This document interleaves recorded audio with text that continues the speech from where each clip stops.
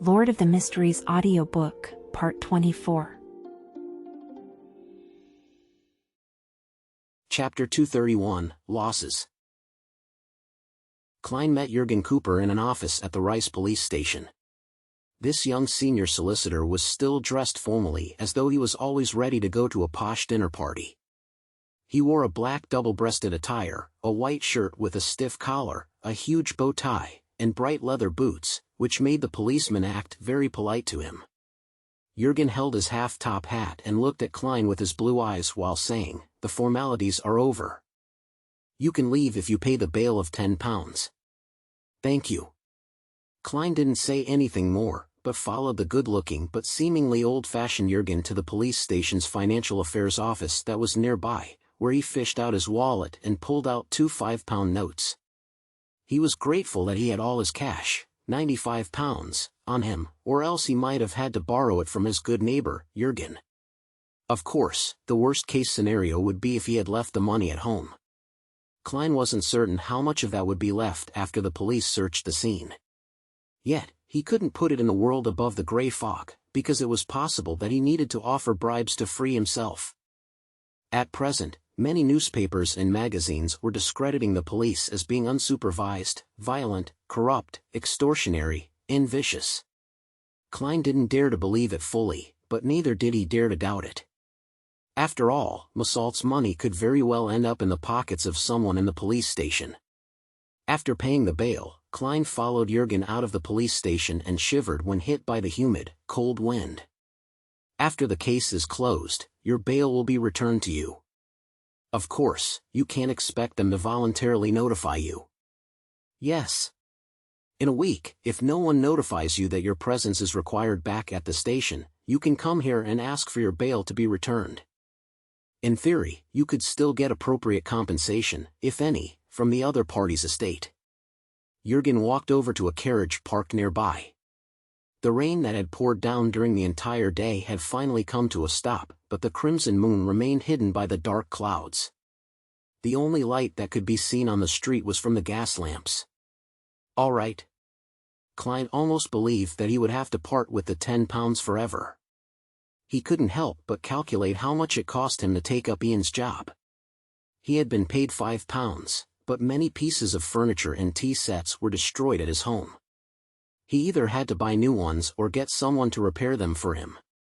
With the materials used, the cost of the carriage, and the cost of mending his clothes, the math seemed to imply that he would be losing money. "If I don't manage to get back the £10 worth of bail money, this would be a great loss." Well, the beyonder characteristic left behind by Massault is actually worth quite a bit of money. Klein got into the carriage and frowned slightly. He had always thought that the private detectives who used their own residences as offices would, at most, not be entrusted with anything and wouldn't suffer any losses, but in the end.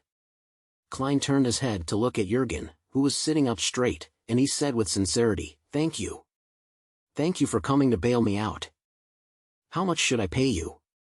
Jürgen nodded very formally and said, "This one's pro bono. I heard from Sergeant Faxine that you were involved in an incident. I believe that we'll have many opportunities to work together in the future. There will be many opportunities to work together in the future." Klein couldn't help but laugh as he said, "Lawyer Jürgen, are you cursing me?" Jürgen shook his head solemnly and said, "No, it's not what you think. It's very common for a private detective to have a fixed lawyer he works with." "Sir, you sure lack a sense of humor, even though you look rather young." Klein lampooned before saying with a smile, "Coincidentally, I'm in need of a lawyer to help me draw up an investment contract." "Investment contract?" Jürgen asked in a slightly stunned tone. "I know that this isn't part of the work of a private detective, but I happened to chance upon a good investment opportunity," Klein explained simply. "Lawyer Jürgen, how much would a contract cost according to your usual fees?" "Generally, it's based on the total amount of the contract and the level of ease," Jürgen answered seriously. "The total amount is £100, the terms needed are..." Klein described his needs in detail, including a preemptive right, veto rights, and so on. Jürgen thought hard for a few minutes before saying, £2. "I'll give it to you Monday morning." "All right, Klein said no more regarding the matter. Instead, he began asking Jürgen information about the case that night. On the way back to Minsk Street, Klein took the initiative to pay the carriage's fare of 3 soldi. After bidding farewell to the young but serious lawyer, he walked back to his house. He opened the door, and when he saw the messy scene, his heart winced. He never expected that he would start his detective business with a loss. Just as Klein took off his coat and began working on cleaning up the mess, the doorbell rang. He opened the door in puzzlement and saw Julianne, the maid from next door, in a black and white skirt. "Good evening, Mr. Moriarty. Mr. and Mrs. Sammer wish to invite you over to discuss something," Julianne said with a tone that had traces of fear. "Here it comes, the problem regarding compensation." Klein revealed a smile and said, "All right." He changed into a clean coat and followed the maidservant next door. Luke Sammer and his wife, Stellan Sammer, were sitting on a sofa in the living room. The stout Luke, with a pencil-thin mustache, stood up and extended his hand as he said with a chuckle, "Good evening, Mr. Moriarty. I only just learned that you are a private detective. That's quite unbecoming as a neighbor." "No, it was my fault. I didn't know if I was suited for this career and might find other jobs at any moment," Klein said as he shook the hand of the mail master. "I'm very sorry for what happened tonight. I'll compensate you." "It's just an accident," Luke said reassuringly. The blonde, blue-eyed, and pretty Stellan asked out of curiosity, "Did you really kill the intruder?" You must want black tea, right?" Klein nodded. "Perhaps he was just a thief." He didn't mention that the problem stemmed due to one of his jobs, in order to prevent the Sammer couple from having any unpleasant feelings. "Since the police didn't inform them, there's no need for me to do anything unnecessary," Klein silently added. Luke Sammer laughed and said, "You must possess excellent combat skills. As a neighbor, I feel very safe. Perhaps we will have matters to entrust you in the future." Klein seemingly gave a self-deprecating laugh. "Actually, I was almost killed." "Regardless, you were the ultimate victor," Luke said. After chatting about this topic for a while, Stellan picked up a porcelain teacup and took a sip. "I'm very curious about how many commissions a private detective receives a week, and how much can they earn?" Klein didn't try to hide anything as he laughed. "It depends on the situation. Just like when there are good and bad harvests in the farms. I earned £5 and 5 soldi last week. But after last night's incident, I might have made a loss." As if she didn't hear the latter half of his words, she continued, "If you can maintain this income, you'll get a pretty good life in Backlund's Sherwood district at £5 a week. There's no need to sublet another room, and you can hire a maid to do odd jobs, listen to a symphony every other week, or go to the theatrical opera once.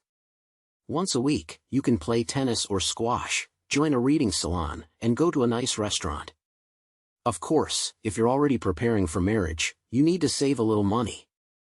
A weekly salary of £5 is still a little short of being truly decent." "Then, what is the required weekly salary to be truly decent?" Klein asked. £7, at least." Stellan lifted her chin slightly. Klein turned to Luke and said casually, "I heard from your wife that you work at LotM, but I'm not sure what its main business is." "Anthracite and charcoal," Luke answered with a smile. "It's no wonder you became a member of the Soot Reduction Association." Klein pondered for a moment and said, "In Backlund, how big of a salary does a manager receive?" "It's seldom mentioned in the newspapers and magazines." "Haha, it depends on the industry, as well as the actual position's job scope. Backlund Bank's best manager earns £5,000 a year, but for me, it's about £430 to £440 including bonuses," Luke said casually. "That's about £8 a week." "No wonder." Before Klein could open his mouth, Stellan Samuel grumbled, "Actually, we could have lived in the suburbs, and I'll have a garden and a lawn. Luke would then be able to have a stable and buy a new carriage and the 2 foals he's been eyeing all this time, but he would waste too much time on his commute to work. That would be even more valuable. A new carriage including horses costs about £100. £8 a week is indeed impressive. Unfortunately, It hasn't been long since I had a pay rise when. Klein could only smile in response. After exchanging a few more pleasantries, he bade farewell and left, sighing to himself in his heart. Mr. and Mrs. Sammer are still considered nice. If I had a main landlord, I'd have had my deposit deducted and refunded and be asked to get lost after what happened tonight. After returning home, Klein began laboring. He wasn't in a hurry to go above the gray fog to examine the warm current on the back of his hand, nor was he in a hurry to do divination because he was afraid that the military's special department was still keeping tabs on him. He decided to go to the bar which Ian had described tomorrow night to buy a gun so as to deal with people who might assault him recklessly in desperation. Klein even planned to find the means to hire a bodyguard, a powerful Beyonder bodyguard. This was so that first, he could take advantage of the opportunity to contact Beyonder circles without exposing himself, and second, it was because he was also afraid that the ambassador's next assailant would have the ability to hide from the military's special department. Although it was a slightly comical thing for a Sequence 8 Beyonder, a vengeful evil spirit in hiding, to need a bodyguard, as safety was of paramount importance to Klein. If the price is too high, I'll blow the copper whistle for Mr. Azek, which, of course, might be more dangerous. I don't know much about sealed artifact 0-08. After cleaning up the house, Klein silently muttered. After the purification ceremony ended, the man in the white mask said to Shio and Fours, "No matter what kind of sinister spirit it has already been exorcised by me. If it has reached the level of an evil spirit that I'm unable to exorcise, it should have given a response." However, there was none. As he spoke, he poured the water which had condensed on the emblem of the sun into a small metal bottle and handed it to Shio. "Sprinkle it in your room to ward off any remnants." "Thank you." Shio paid him while feeling the pinch, but she felt a lot more relaxed. Moments after she returned to the living room with Fours, the attendant delivered a note to them. "Miss Arbiter, who has just bought the sheriff formula, would you mind having a chat in the study? I might have what you need." Chapter 232, The Bravehearts Bar. Who? How did that person know that I purchased the sheriff recipe? Shio's dark green pupils contracted as she surveyed her surroundings in astonishment, but she didn't see anyone suspiciously watching her. According to Mr. A, the transactions here should be very safe and confidential here. Finally, Shio couldn't help but look at the single sofa where Mr. A, whose face was covered by a hood, sat. He was still quietly sizing people up without revealing anything odd. She nudged Fours with her elbow and whispered, "Should I go?" Fours took the piece of paper, glanced at it, and replied without hesitation, "Go, at least you still have Mr. A watching. No one would dare to do anything to you, so you can take the opportunity to find out what the other party's goal is. Who knows? You might actually obtain the potion materials you want as a result." "That makes sense." Shio, who was a very proactive person, immediately nodded to the attendant, followed him to the study, and finally, put on a hooded robe. "This hood can cover my entire face, so much so that I can't see the path in front of me." Having worn the hood, Shio opened the door and saw a man dressed in a tuxedo sitting behind a desk. The man wore a golden mask that revealed his eyes, nostrils, mouth, and cheeks, but it was impossible to identify him. The light brown eyes behind the golden mask shifted as the man pointed to the chair opposite the desk and said, "Have a seat." His voice was deliberately hoarse, otherwise, there was nothing special about it. Shio closed the door to the study, stuck her chest out and raised her head, and sat down in the designated position without feeling intimidated. She then asked, "Do you have the main ingredients for the sheriff potion?" The masked man chuckled and said, "Yes, I have the eyes of a terror demon worm and the right palm of a silver war bear. In fact, that sheriff potion formula you bought was sold on my behalf." No wonder. Shio was often mocked as a brainless person by her good friends, but to survive in the circle of Beyonders, in the gangs of the East Borough, and among the poor, she wasn't a completely reckless person. She had the intuition for danger that was akin to a wild beast. She asked in a deep voice, "Why are you doing this?" "To select suitable helpers." The masked man chuckled. With your financial situation, it'll be difficult for you to gather the money needed for these two Beyonder ingredients in a short period of time. Of course, you can sell the formula at other Beyonder gatherings, but please, believe me, this will bring you unnecessary danger. Our circles might not overlap, but I'm not the only person. Shio frowned and said, since you have such a massive organization and possess the formulas to the sheriff and arbiter potions, why do you need my help? There are certain matters we do not wish to deal with ourselves. There are many reasons, but there's no need for me to tell you that. And every arbiter that embarks on the journey as a Beyonder by themselves has, more or less, some connection with the aristocracy. This is something we need, the masked man explained, simply. It seems like he doesn't know about my origins, nor is he aware of my reputation in the East Borough. Shio relaxed a little. The masked man continued, just treat it as additional missions beyond the Beyonder gatherings. I will give you some missions and pay you with the corresponding rewards. If you feel that it's dangerous, you can reject them. This is a fair and free trade. Once you save up enough money, you can purchase the ingredients from me. This. Shio, who was still struggling with her financial situation, suddenly had her heart stir. She continued acting reserved for 9 seconds before she said, as long as I have the right to reject missions, I can consider it. No problem. The masked man laughed. We can agree on where and how we'll meet in the future. To make you feel at ease, we'll concede the right to decide the details to you. All right. Although Shio was still baffled and didn't understand why the other party was offering her missions to perform, she still agreed. At the very least, she couldn't identify any obvious dangers at the moment. Klein busied himself with buying chairs and tea sets and mending his clothes the whole of Sunday. He spent a total of £6.9 solely to restore the living room, the dining room, and himself to their original states. What a loss. I hope that the police department compensates me for my losses from Assault's estate. Sigh, the chances are slim since it's, at best, just a portion.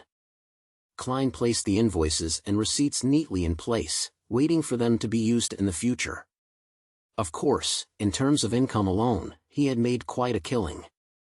Massault's Beyonder characteristic was worth at least £300, or more. The premise of all of this was that Klein had access to a circle of Beyonders. After dinner, dressed in a turtleneck sweater, a solid-colored sweater, a grayish-blue worker's coat, and a cap, Klein went out, once again, and made 2 transfers before arriving at Iron Gate Street in the area of the Backlund Bridge. He saw Bravehearts Bar after taking a few steps. He saw a seemingly heavy black wooden door and a nearly 2-meter-tall brawny man with his arms folded. The brawny man sized up Klein, but he didn't stop him from pushing open the door, but his throat moved when he heard the cheers inside. This was when the bar was experiencing its peak business. Before Klein even entered, he felt a heat wave engulf him. He could smell the strong aroma of malt beer and hear a din. Unsurprisingly, he saw 2 stages in the middle of the bar. One of them was having a rat baiting with dogs competition, and the other stage had 2 boxers patiently waiting for the fight to begin. The aroma of alcohol mixed with the smell of sweat emanated. Klein lifted his gold-rimmed glasses and pinched his nose. While protecting his belongings, he squeezed his way to the bar counter. Before the bartender could say anything, he said, 1 glass of Southville beer. This was the best beer that the Lowen Kingdom produced. 5 pence, the bartender replied like clockwork. Klein took out a handful of coins and counted out 5 pence before handing them over in exchange for a large wooden cup of golden beer. The aroma of the beer was alluring. In front of it, many beers can't even be called alcohol and can only be considered as beverages. The bartender chuckled. Klein lifted up the cup and took a swig. It was cool and refreshing, first bitter and fragrant, but later, the flavor of malt burst out. It had a slightly sweet aftertaste. After putting down the cup, he looked at the tiny white bubbles and took the opportunity to ask, "Where's Casper's Kalinin?" The bartender stopped wiping the glass in his hand as he looked up and observed Klein for a few seconds before pointing to the side. "Billiard room 3." In the spirit of not wasting anything, Klein carried the cup and walked to the third billiard room. With just a light tap, he allowed the door to creak open. The two men inside stopped and looked towards the door. "I'm looking for Kaspers Kalinin." Amidst the silence, Klein hurriedly added, "Old geezer introduced me." Upon hearing this, a 50-year-old man with a big nose and a linen shirt said in a deep voice, "Come in." He had a huge, twisted scar running from the corner of his right eye to the side of his mouth, and his nose was a typical brandy nose, one that almost completely red. Klein slowly walked in with the cup in his hand and saw that Kaspers's billiard opponent had put aside his cue stick like clockwork and left the room before closing the door behind him. Kaspers Kalinin hobbled over and asked, "What do you want?" "A powerful custom revolver and 50 rounds. Klein took another sip of his Southville beer. £3 10 solely. Kaspers gave the price. "This will definitely be more expensive than a regular weapons store. The price includes the risks I have to undertake." "Deal." Klein took 5 one-pound notes he prepared from his trouser pocket and counted them. Kaspers checked for the note's authenticity before nodding. "You're more straightforward than you look. Give me 5 minutes." He put the notes on the billiard table, leaned against a crutch, and limped to the door. After watching Kaspers leave, Klein glanced back at the currently trendy billiards and found it to be very similar to snooker on Earth. "It must be you, Emperor Roselle." He nearly lost his composure and laughed while shaking his head. After a short wait, Kaspers pushed the door open and entered, carrying a package wrapped in brown paper and 2 5 solely notes. Klein took the money and the item and opened it on the spot. His eyes caught the long, silvery barrel of a revolver. The grip seemed to be made of walnut wood.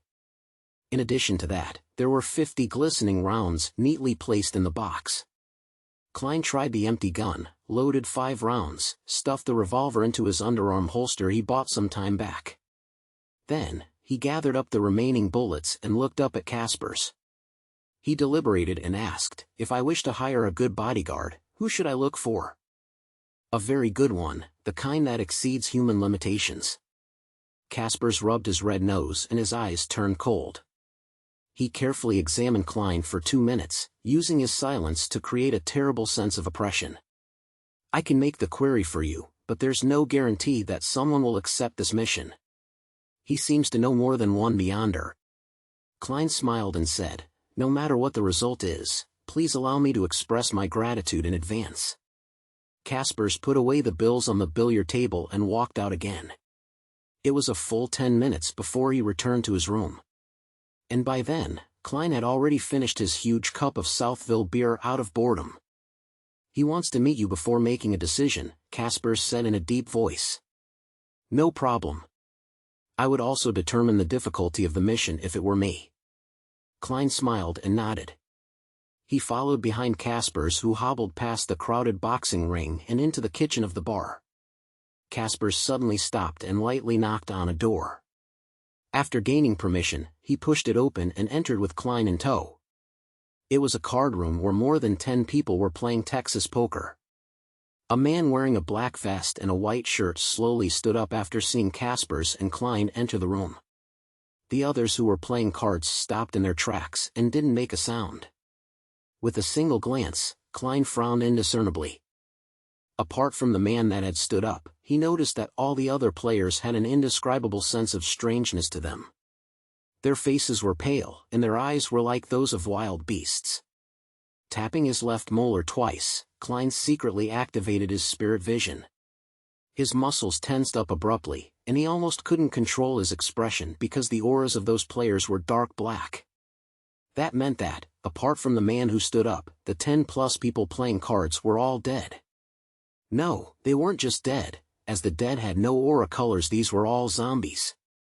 The feeling of rotting came over him, and the man in the white shirt and black vest walked in front of Klein. His face was equally pale, and there seemed to be deep malice in his eyes. Chapter 233, A Man Cannot Be Judged by His Looks. The more he thought about how a living person was playing cards with more than 10 corpses in a dimly lit room into the night, the more his scalp tingled. Klein suppressed his instinctive fear and looked at the pale face, the malicious brown eyes, and the man who was about 28 years old that suffused madness. He pretended to be intimidated by the man's dominance and took a step back. During this time, Kaspers left the room and closed the door. The man asked in a deep voice, "You're the one looking for a bodyguard?" "Yes." Klein gulped deliberately. The man's strangeness made him feel fear, but it also brought him peace of mind. The stronger the bodyguard, the safer he would be. The pale-faced man in the black vest lifted his chin and asked, "Why are you looking for a bodyguard? How much are you willing to pay for this?" Klein didn't answer straight away. He thought for nearly 20 seconds before saying, "I'll tell you the details of the mission first. Give me a price after you assess it. If I can pay for it, or if I have an item of equivalent value, we would have ourselves a deal. Otherwise, I can only give up and look for someone else." The fierce-looking man didn't say a word. Instead, he nodded as a gesture for Klein to recount his story. Klein deliberately looked at the zombies, treating them as normal card players. Then, he gave the man an inquisitive look saying, "Before I answer, do you want to kick these guys out of the room?" "There's no need for that," the pale-faced man said in a deep voice. Klein hesitated for a moment, then honestly said, "I offended a big shot who might have a country supporting him." The room suddenly turned still and silent. The man, who had a hint of madness and malice in his eyes, froze on the spot as if he had turned into a plaster statue. After nearly a minute, he slowly said, "This mission is priceless. Get out." "Ah." Klein didn't manage to react until the man turned and walked back to the card table. Only then did he realize that there was no deal. You played cards with a bunch of zombies in the room and presented yourself as a person of high standing and strength. Yet, you were scared off just like that? You're clearly a little crazy. Klein didn't know whether to laugh or cry as he added, "The big shot doesn't have that much freedom in Backlund." The man in the black vest ignored him and sat down again. The zombies began to hand out cards, look at their cards, and throw out chips. Klein exhaled and backed out of the room only to see Kaspers Kalinin. He had been waiting outside with his brandy nose and hideous wound. "We didn't come to an arrangement." Klein threw up his hands. Kaspers didn't show a look of surprise as he pondered for a few seconds before saying, "Did he request too high a price?" "No, he finds the mission too difficult." Klein didn't hide the reason. Kaspers frowned. "Merrick is the scariest person I know. He isn't even afraid of bullets, and since he thinks the mission is difficult, I don't think I can help you get in touch with other powerful people." "What a pity." Klein sighed. Kaspers clenched his right fist and struck his left chest. "May the storm be with you." "Then I'm dead." Klein said with a smile as he made the best out of it, "Thank you. You can try asking around for me. I'll pay you a fee." "Yeah. I'll come again tomorrow night." After receiving a positive answer, he left the Bravehearts Bar feeling slightly melancholic. He didn't even have the interest to play a game of billiards. Was I being too honest? If I described the mission in a way that sounded simpler, Merrick would have agreed. I just wonder how much money he would ask for.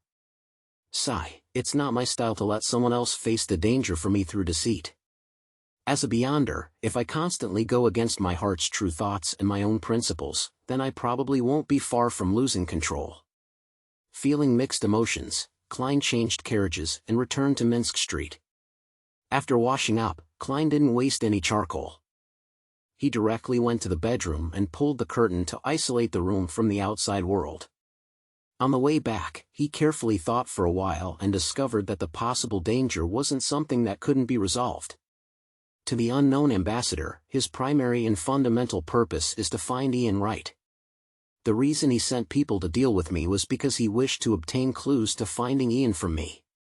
If direct interrogation doesn't work, killing me and channeling my spirit could be considered.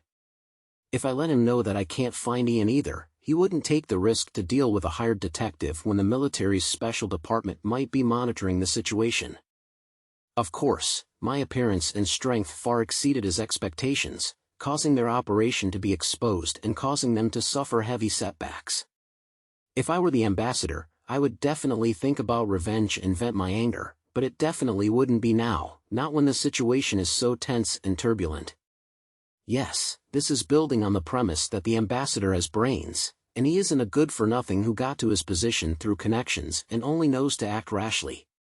For him to be handling such an important matter, it must mean that he's still rather reliable.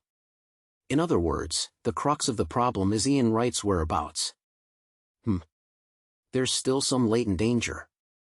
Would the ambassador reveal to the military's special department that Massault is a beyonder after his failure? That would make them find my strength questionable and use them to retaliate against me. This can be done easily with an offhand remark with no difficulty involved. I have to be on my guard.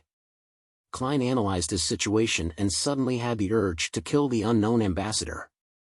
However, just the thought of powerful beyonders around him left him depressed. I wonder if the messenger can accept my delegations without Mr. Azek's permission. Probably not.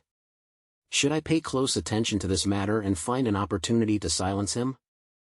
Since he sent someone to kill me, I wouldn't feel any psychological burden from killing him. Yes, I can consider setting a mission for the Tarot Club. Let's see if Miss Justice and Mr. Hangman have any solutions. Perhaps, a large sum of money can tempt that Mr. or some other powerful beyonders. Klein suddenly had an idea came to him as he thought of the Tarot Club. With this idea in mind, he calmed down a lot. He found some paper and a pen and wrote the divination statement, Ian Wright's whereabouts. After confirming that there were no hidden beyonders in the room, Klein looked at the curtain that shielded him from prying eyes.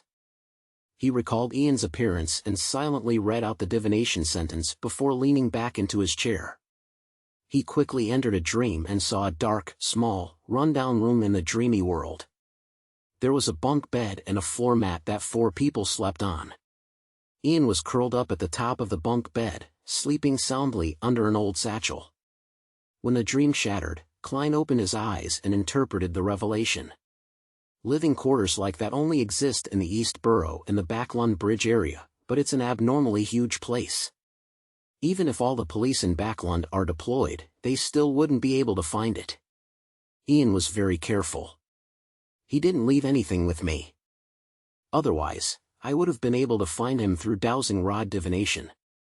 After a few minutes of consideration, Klein picked up the pen and added a paragraph to each of the divination statements, making it an excuse. I don't know Ian Wright's whereabouts. I haven't seen him since we found Zreel's body. That piece of paper was left on the desk with a pen pressed against its edge.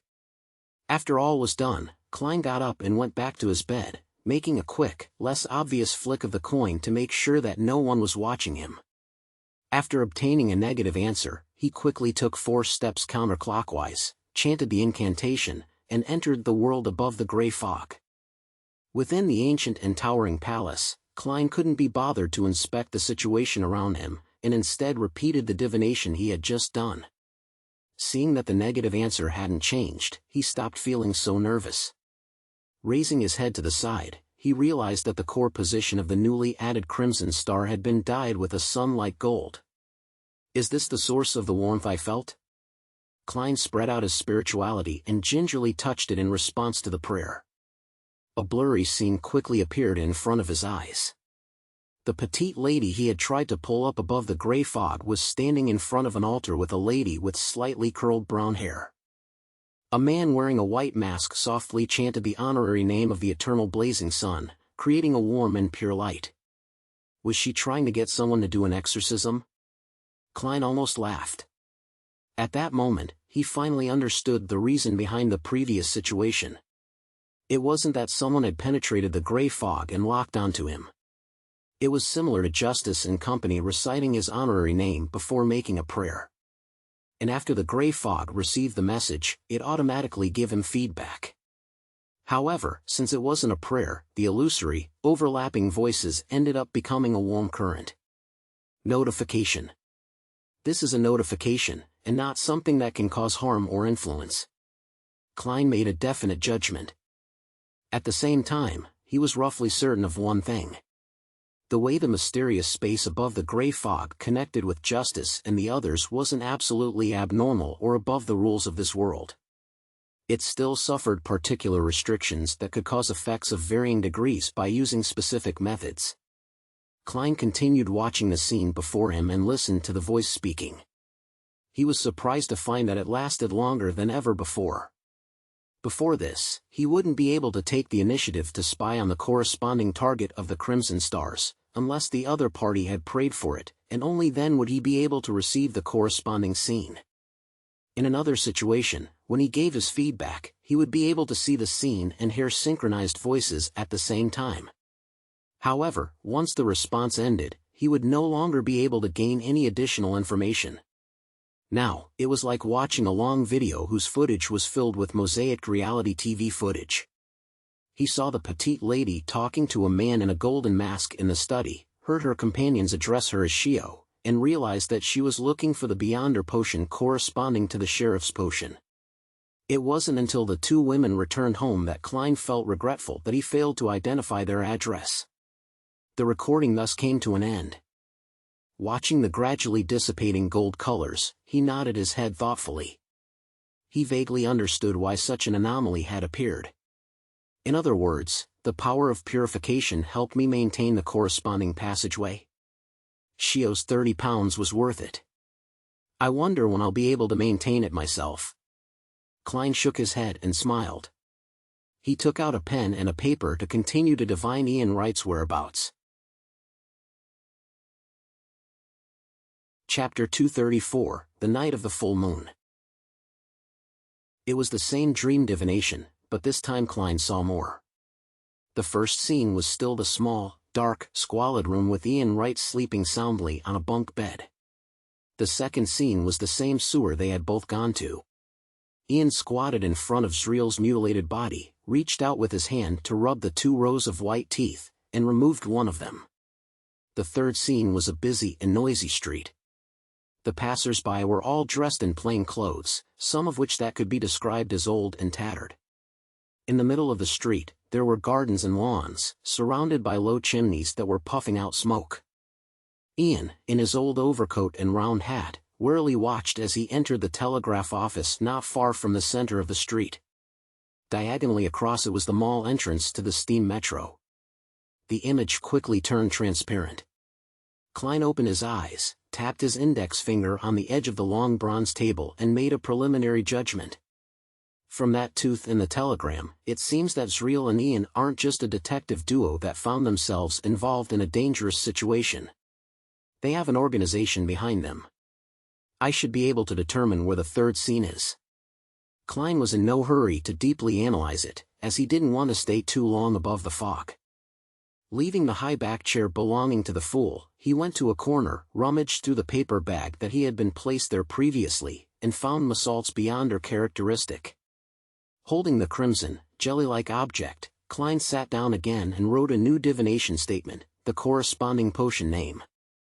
As he silently recited the statement, he held onto the Beyonder characteristic with one hand and the piece of paper with the divination statement in the other.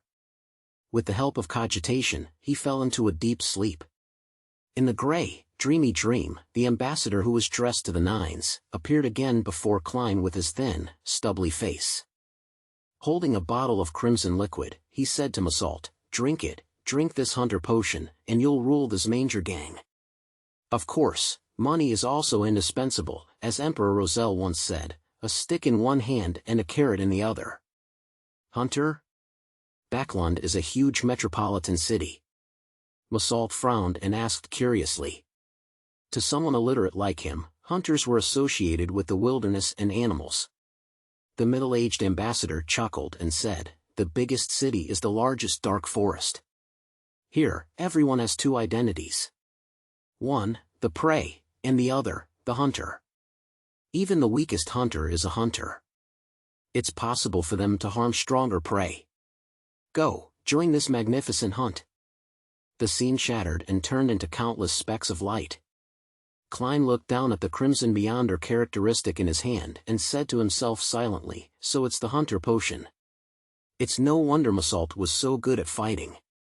He even used a blowpipe to shoot poison darts. It's no wonder how he was able to track me here. However, he doesn't seem to fully understand the essence of being a hunter. He didn't set any traps ahead of time or use any weapons. He didn't put his advantages to use. This is partly because he didn't know that I'm also a Beyonder, one that happens to be a Sequence 8. He underestimated me. It's also evident that he only recently consumed the potion. The hunter pathway is both wielded by the former Intis royal family, the Sauron family, and the Faesak Empire's rulers, the Einhorn family, as well as the secret organization, the Iron and Blood Cross Order, which appeared in the past 2 to 3 centuries. Taking into account his attire, that ambassador's identity can essentially be confirmed, a high-ranking diplomat of the Intis Republic, an ambassador of the Lowen Kingdom. I wonder what that important item he's trying to get his hands on is. As his mind churned, Klein wrapped himself in his spirituality and began the rapid descent. As soon as he returned to his room, he immediately checked his surroundings vigilantly, but he didn't notice any unusual changes. Phew. Klein let out a silent breath. He felt a bit more confident that he would be able to convene the members of the Tarot Club on time tomorrow afternoon. He rummaged through the map of Backlund that he had bought on the steam locomotive, looking for a telegraph office that was along the subway line, one that wasn't far from the middle of the street. There were only a few subway lines in Backlund, so Klein quickly identified 3 targets, one in West Borough, one in St. George Borough, and one at the junction of East Borough and the Backlund Bridge.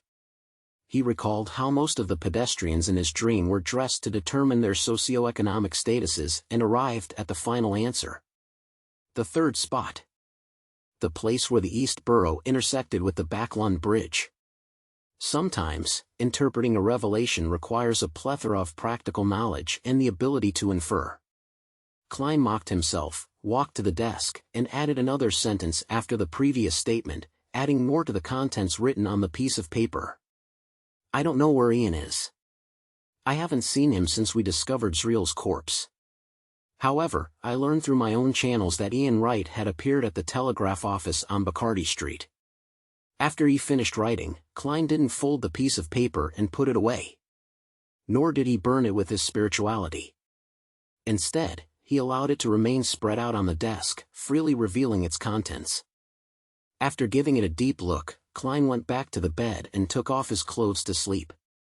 Outside the tightly closed curtains, the crimson moon peeked out from the layers of clouds, shining brightly and perfectly. In a house at Hillston Borough.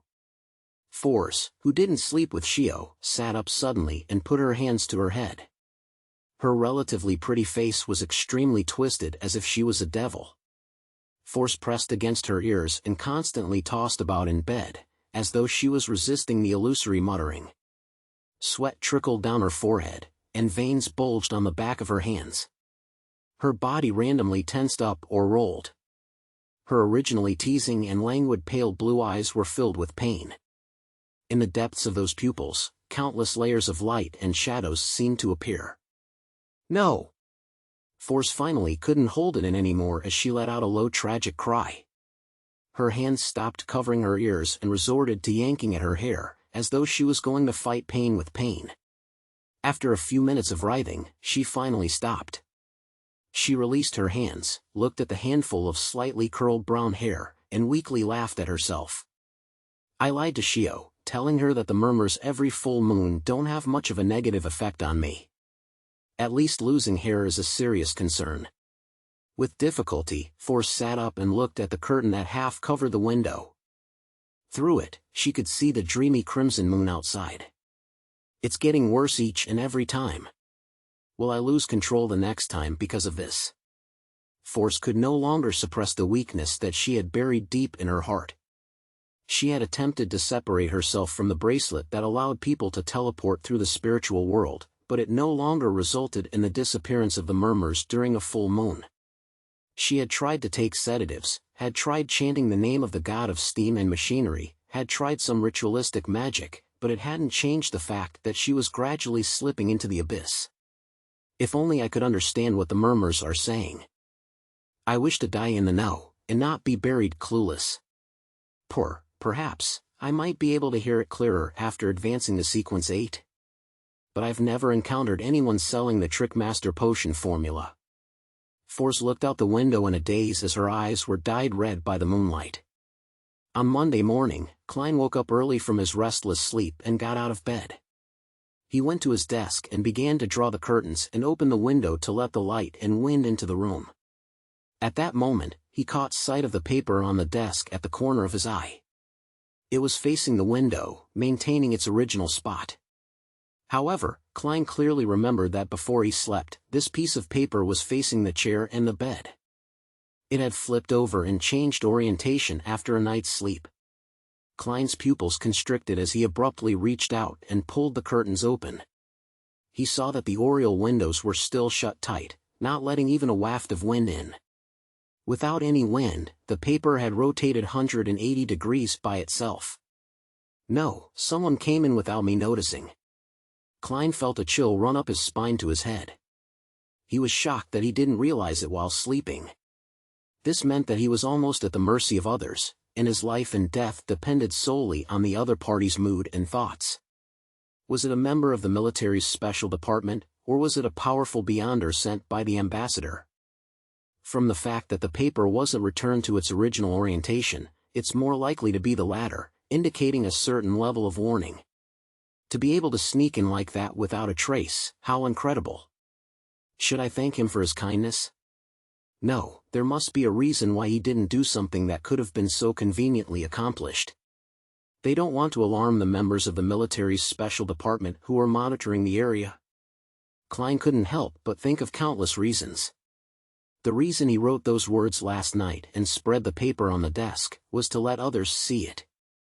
He wanted to let the ambassador know what he wanted to know and delay any possible acts of revenge until the matter was over so that he himself could have more time to prepare.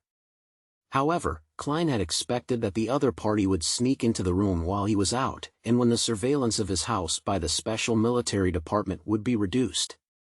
Who knew that the person in question was able to bypass the beyonders around him and quietly enter the bedroom while he was still sleeping?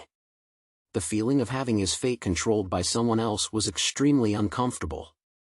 A beyonder who's very powerful or with extremely odd abilities. Klein turned his back and faced away from the oriel window and pulled out a copper penny. Someone sneaked into this room last night.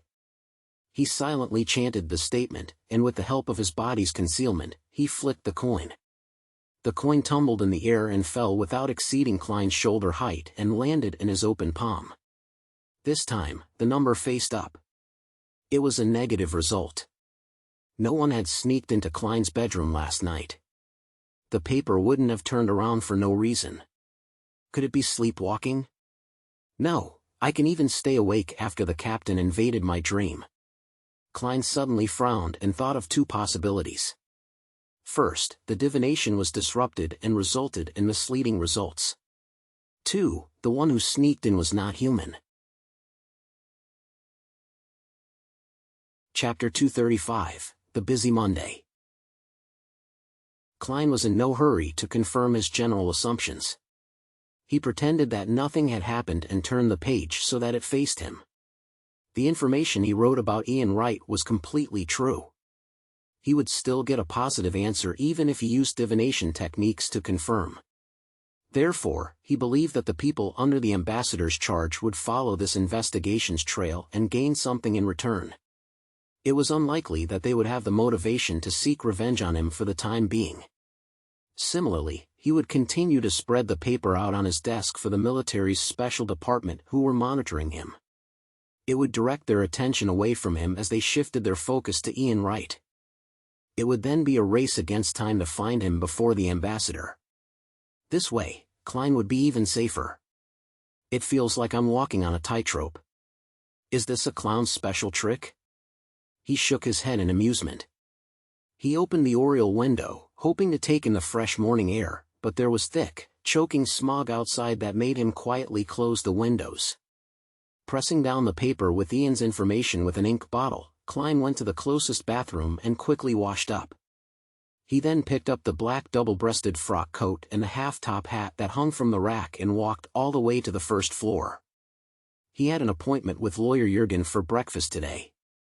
Pulling his black silver inlaid cane from the umbrella stand in the foyer, Klein walked along the edge of the street in a thick fog that provided visibility of no more than 10 meters until he reached 58 Minsk Street. He rang the doorbell of the dark house. As the clanging sound echoed, a black green-eyed cat with a raised tail suddenly appeared in his mind. Brody the black cat walked straight to the door. After preparing itself for 2 seconds, it leaped up and grabbed the handle of the door. Then, it inevitably fell and twisted the handle with its weight, and opened the door.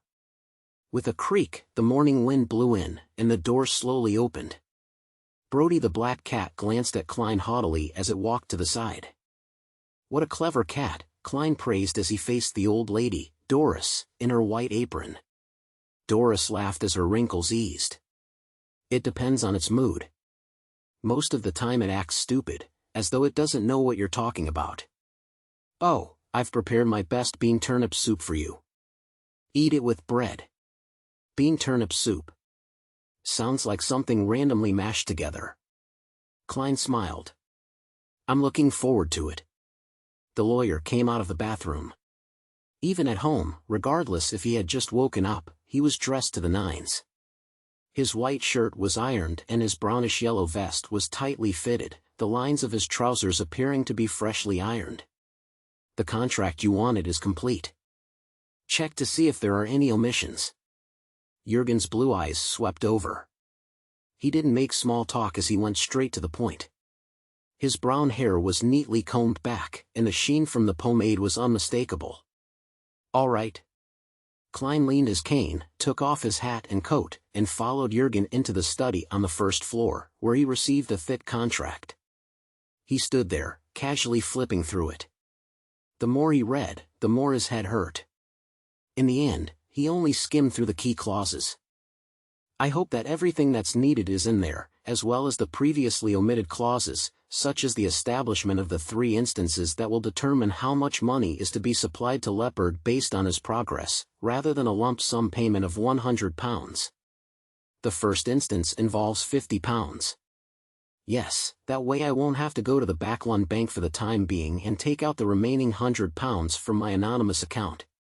What I have on me is enough." Klein closed the document, smiled at Jurgen, and said, "I'm satisfied. Your professional skills are better than I imagined." As he said that, he took out 2 £1 notes that he had prepared. Jurgen took the money, gave Klein the remaining contracts, and said in a serious tone, "If an error is made during the signing, there are 2 extra copies. Remember to shred the remaining contracts when everything is over." The current iteration of shredding machines was a hand-cranked mechanical shredder. Klein was about to nod his head, when Mrs. Doris suddenly shouted from the dining room, "Good lads, it's time for breakfast." "My grandmother's hearing has deteriorated," Jurgen explained as he invited Klein with a hand gesture. Klein followed him into the dining room and saw that Mrs. Doris had scooped out a spoonful of yellow and green liquid from a black pot and poured it onto the corresponding plate. "Here, try the bean turnip soup. Here's your bread." Mrs. Doris smiled and pointed to the suspicious pile of food. Klein looked at Jurgen, who looked even more serious than before. His heart skipped a beat. Forcing himself to sit, Klein broke off a piece of white bread, dipped it in the yellow-green soup, and stuffed it into his mouth with the spirit of an adventurer. He was surprised to find that the flavor was actually quite good. The faint salty taste had a sweet tang to it that stimulated his appetite. It also perfectly brought out the soft, fragrant flavor of the bread. "My grandmother was once an excellent cook," Jurgen said casually as he slowly savored his breakfast. "Then why do you have to keep a straight face?" "I really don't have any appetite watching you eat." Klein lampooned silently before immersing himself into the relaxed and happy feelings brought by the delicacy. After leaving the Jurgens, he made 3 transfers to Surge Street in St. George Borough, where he made a formal agreement and paid Leopard the first £50. The second sum of £30 would be paid in 2 weeks' time, depending on Leopard's progress. At this point, Klein was left with only £21.08 solely. Then, he returned to Sherwood Borough and went to the public library to read the Tussock Times of the past year in search of news regarding the Intis ambassador to the Lowen Kingdom. When it was almost noon, he finally saw the black and white photo and confirmed that it was the one he had seen in his dream divination. Bakerland Jean Mudun, Klein recited the Intis Republic's ambassador's name silently. He left the library and found a small restaurant for lunch. At 10 minutes to 3, Klein pretended to take a nap. He drew the curtains, took 4 steps in the counterclockwise direction, and arrived above the gray fog. He first divined if the military's special department had relaxed their surveillance on him and received a positive result. He then wrote a divination statement that he had thought of in the morning, the infiltrator from last night.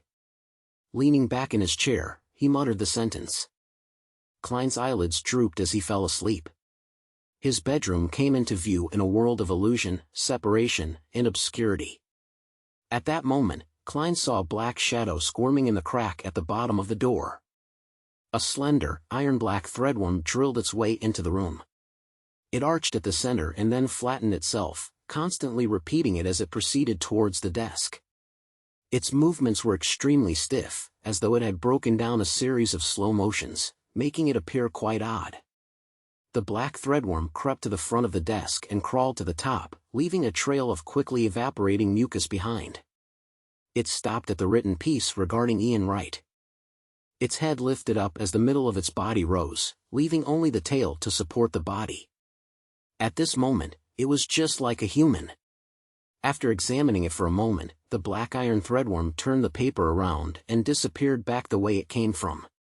So that was the case.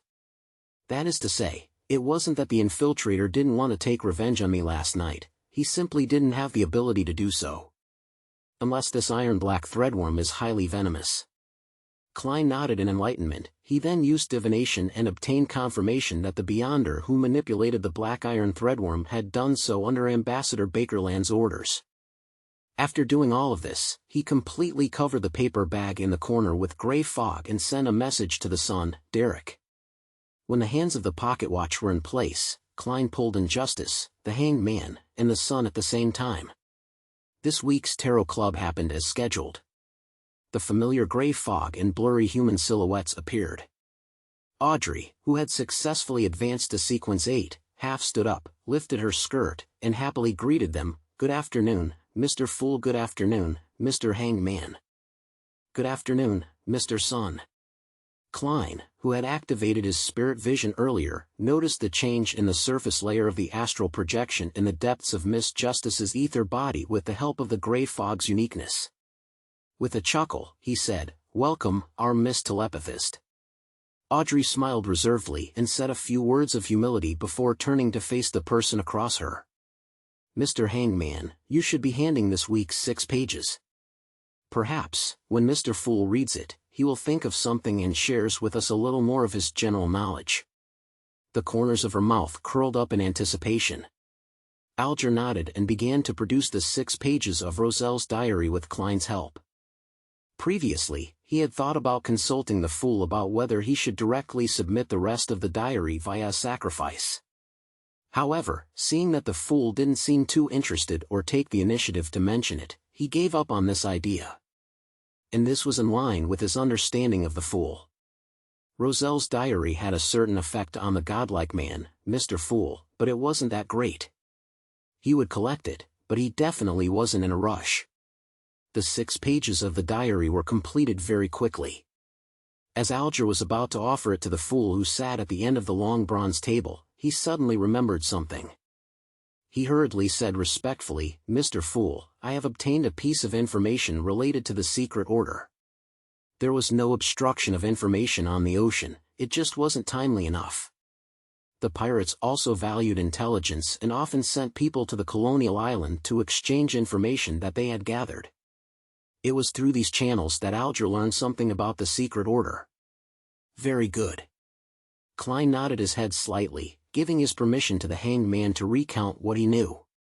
He didn't stop the presence of Miss Justice and the Sun from letting him speak. This would help the former gather more information about the secret order, while the latter understood nothing.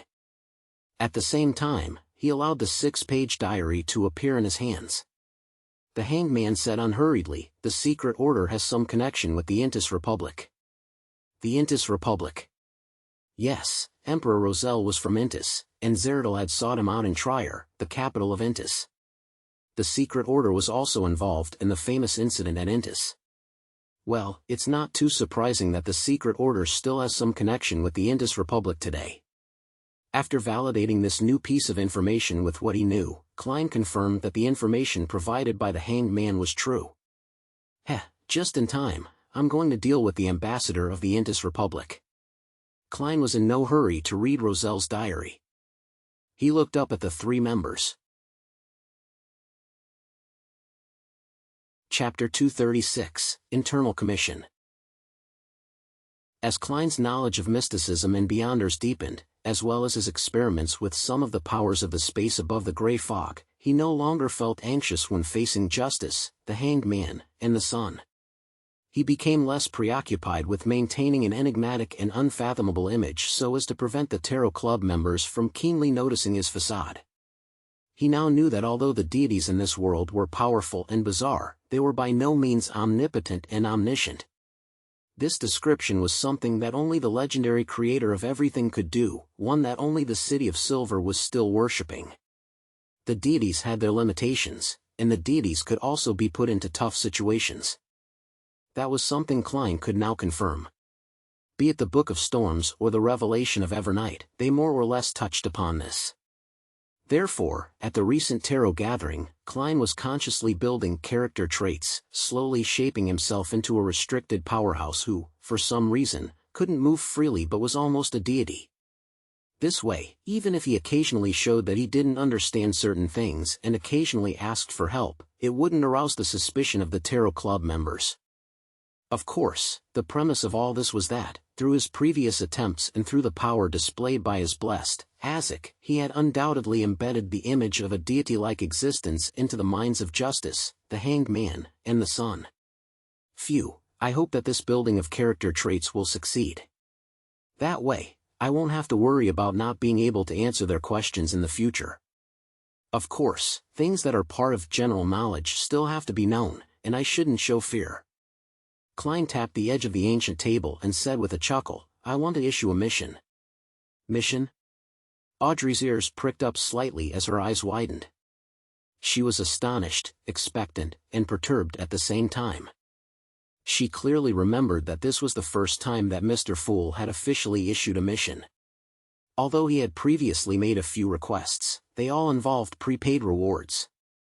It seemed like he had randomly selected missions to conform to the principle of equal exchange. This time, he used the word issue. As a telepathist, Audrey was already very good at reading the hidden meanings behind words. At the same time, she keenly realized that although the Hanged Man appeared to remain unperturbed, he was actually abnormally tense. As for the Sun, he seemed to be muddle-headed, treating this as a very normal thing. You can choose to accept it or not. With the help of his clown's powers, Klein's tone sounded much more relaxed. Another blessed of mine has arrived in Backlund. He wants to finish a matter, but it's not convenient for him to show himself. Another blessed. The Hanged Man nodded, seemingly in thought. He wasn't surprised at all. In his eyes, for a powerful godlike existence like Mr. Fool, possessing many blessed was a matter of fact. I wonder what the sequence number of Mr. Fool's blessed is. Well, I still owe his previous blessed a reward. Even though Mr. Fool's reward was paid by Mr. Hanged Man, and he doesn't really care about money, I did pray for help at that time. Furthermore, Vice Admiral Hurricane was killed by that blessed, his blessed would still need some funds for their activities. Audrey thought with some guilt. Frankly speaking, 30,000 gold pounds in a large plantation was an enormous amount of wealth to her, but that alone didn't have any significant effect on her life. It's good having it, but it didn't matter if I didn't. Well, I might feel the pinch a little. Audrey nodded to herself earnestly. As a teenage girl who wasn't considered an adult yet, ignoring the large plantation, she actually didn't have absolute control over the remaining 30,000 pounds. She could only go with her father's arrangements, purchasing some stocks from Backlund Munitions Corporation and invest in a company that was attempting to spin off some of the technology in ironclad warships for commercial ships. The amount she ultimately received and could be used as an allowance was only £5,000. However, her fixed annuity had increased by at least £2,000 from its original range of £15,000 to £25,000. Seeing that Justice and the others hadn't spoken, Klein issued the mission. The task he wants to be completed is the assassination of the Intis Republic ambassador to the Loan Kingdom, Bakerland Jean Mudun. Assassinate the Intis Republic's ambassador. Audrey lost her composure as she asked in surprise. This would cause conflict between the two countries and might even be an act of war. As a qualified aristocratic lady, her first thought was about international foreign affairs. As for why Mr. Fool didn't do so himself, she found the answer obvious. Which mighty figure would always be helping their subordinates? After the kingdom suffered defeat at the east coast of Balam, the king didn't personally set off. At most, the general would be replaced and new troops deployed. Rumor has it that His Majesty wanted to set off for the front line, but was stopped by the nobles and officials. Alger was only mildly surprised by the task. His focus was on another matter. Mr. Fool is indeed unable to strongly interfere with the real world. My guess is right. I wonder to what extent can he influence us after establishing our connection. Can he easily take one's life away? Alger, a little pleased with himself, began to let his thoughts wander. Derek blanked out listening to the conversation. What's the Intis Republic? What's an ambassador? These words sound so strange in Jotun. Klein swept his gaze around and maintained his casual attitude. Which one of you is willing to accept this mission? What kind of reward do you want? I can't convince myself to kill an innocent man for no reason. And it could very well lead to a disaster caused by war. Audrey, who wanted to raise her hand, hesitated. Just then, the hanged man chuckled and said, I've heard that this Ambassador Bakerland is also the intelligence chief of the Intis Republic in the kingdom. He secretly supports bloodshed, planned a number of incidents that destroyed the relationship between the nobility and the rich, and spread rumors to incite the public into standing against the government. He seemed to notice the hesitation in Justice, so he described the dark side of Bakerland in detail. Then, he added, I'm not sure if the ambassador is a Beyonder, but there are many clues that suggest he may very well be. He has quite a number of Beyonders around him, Beyonders that come under the Intis intelligence web. And this department is influenced by the original royal family in Intis, the Sauron family. They're in control of the early sequences of the Hunter pathway. Moreover, the possibility of a war between the two countries depends only on whether or not the upper echelons of both sides want to fight. It has nothing to do with the life or death of a diplomat. After the assassination of Emperor Roselle, Intis suffered several great shocks but ultimately managed to maintain a stable republican system. Because the Sauron family suffered a brutal blow during Roselle's reign, their strength fell tremendously in all aspects. All they could do was accept the reality and change their goal to fighting for a seat in parliament and secretly influence the country's intelligence department and parts of the army. After listening to the information provided by the hanged man, the hesitation in Audrey's heart disappeared. She gracefully nodded and said, for the past few years, the Faesak Empire has expanded rapidly, having defeated the kingdom and the Intis Republic on the Balam East Coast and the Highlands. As long as we push the blame to them, the higher-ups and the citizens of the Intis Empire, it will be something acceptable and believable. Audrey didn't know much about politics, but with her father being a member of Parliament in the House of Lords, she still knew certain things. Be it the shirking of responsibility or shifting the focus onto the kingdom's internal problems, the unpopular northern barbarians were the popular and easiest targets for the nobles and ministers. Whether they did it or not didn't matter. Of course, more than 100 years ago, this role was played by Intis and Roselle. After pondering for a few seconds, Audrey looked at the seat of honor, feeling a little perturbed and a little guilty. Mr. Fool, I can attempt to complete this mission, but I cannot guarantee its success. On the one hand, she was going to find her father and confirm that Ambassador Bakerland was really the head of the Intis intelligence service. On the other hand, she wasn't going to do it herself either. As a spectator or a telepathist, neither one of them was good at combat, and all she could do was gather as much information about Ambassador Backlund from high society as she could and delegate the mission. Well, I could get Shio and Force to ask Mr. A to do it. Or find the hosts of the other Beyonder circles. I cannot be exposed. Things have to be kept secret, and there might be Intis intelligence agents lurking in those circles. I don't know how much money I'll have to pay, but £5,000 might not be enough. Audrey was already beginning to think of the subsequent plans. Klein didn't pin his hopes on Sequence 8, Miss Justice, to succeed. He nodded and said, "What compensation would you like?" "The formula to the psychiatrist potion," Audrey said before hesitantly adding, "as well as the corresponding Beyonder ingredients." "Oh, we can wait until the mission is completed before discussing further.